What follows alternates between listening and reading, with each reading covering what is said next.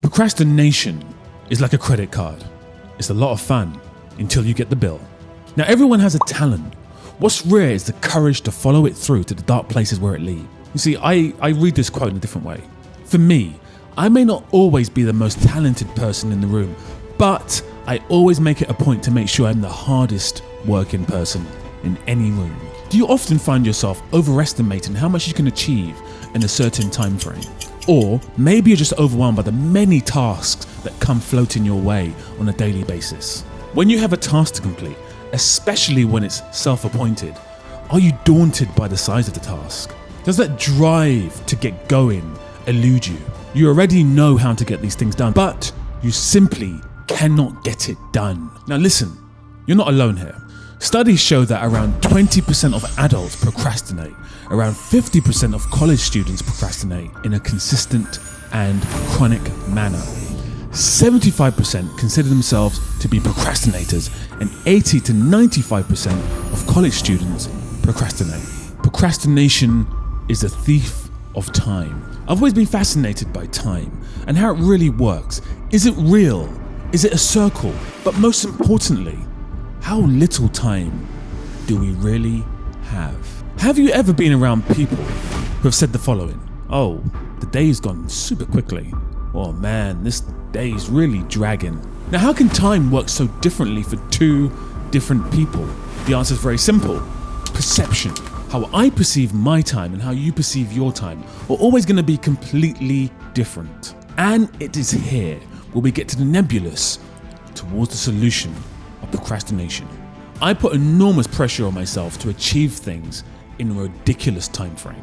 It could be as simple as writing the first page to a screenplay, or writing the first chapter to a book, or it could be completing my online shopping in just 5 minutes. The only way to mitigate not being successful is to not quit. I tend to put myself in extreme situations when it comes to time management. You see, the reason being, I don't mind failing but coming close. I don't levy the value of my achievement on the actual achievement.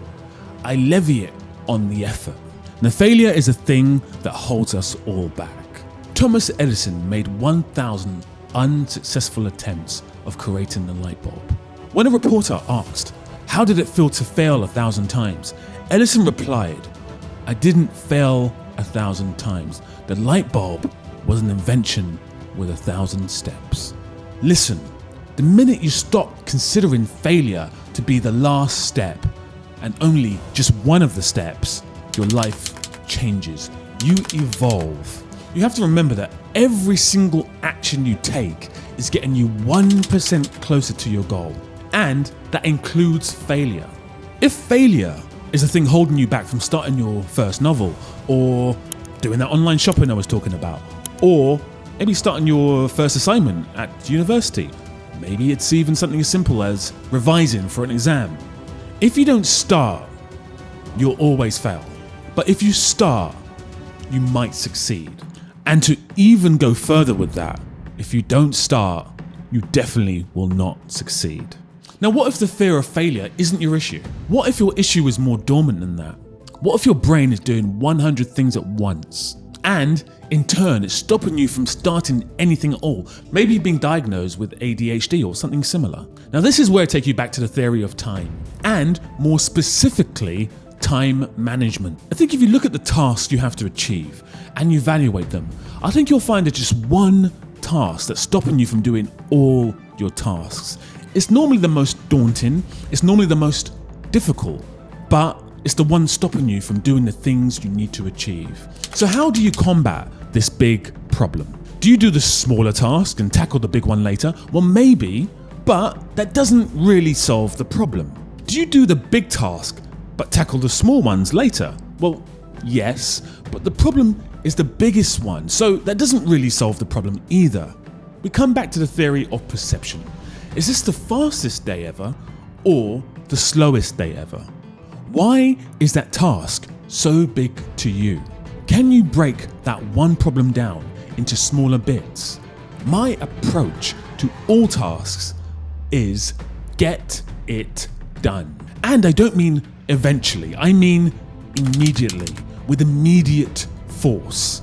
I firmly believe you should get into the habit of doing things immediately. Not letting them fester, not letting them become an issue, not letting them sit there in the room and just take up your time, your thoughts.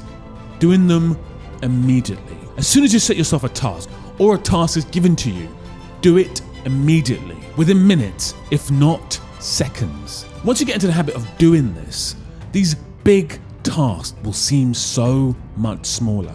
And like we discussed before, if you set yourself goals that seem impossible, you're training yourself to be quicker, more efficient, pressure resistant, and failure resistant. Your perception of the size of the task will dramatically reduce, and your idea of success will exponentially improve. I write screenplays, and a director set me the task of writing a rom-com. Now, I think he was expecting it in within 2 to 3 months. So the next day I got started. 3 days later, he checks his inbox. He has the first draft of the screenplay. He's amazed. Now, whilst this wasn't the finished version of the screenplay, it gave us a spine to work from. It allowed us to get on the path towards completing the project. And this is a clear example of getting things done, getting them started. Because believe me, once you've started something, most likely you're not going to want to stop, and you will get it done. It was essentially the first step towards the goal, and it could have been the first step towards failure. However, we're not considering failure to be the last step, are we? So if we're not considering failure to be the last step, it's the first step towards success. And again, therefore, we are changing the idea, the perception of failure, of time, and how we manage our time, and how we manage our success, and how we think of success, and how we try and eliminate the word failure from our vocabulary and from our thoughts. I think the most important thing is here, get it done. So to recap, 1, time. How you perceive it is important.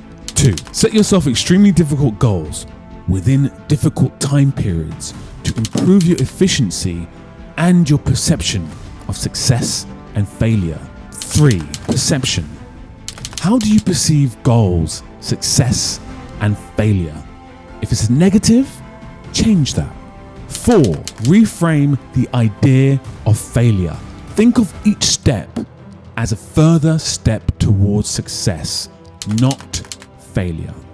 5, do not give up. 6, do things instantly. Don't even let a second slip without beginning it. 7, get it done. So, if you want to write your next or your first novel or screenplay, if you're looking at changing jobs, if you're wanting to dance again, or maybe join your local sports team, or maybe you're a student struggling to start an assignment or revision, you should try today. The second this video is finished, commit to the first part of your task, but not just with a thought. Physically get something done. Now, if you found this video helpful, please consider subscribing, please like the video, and in the comments down below, please let me know what you have started after watching this video. I'll see you soon, and big love.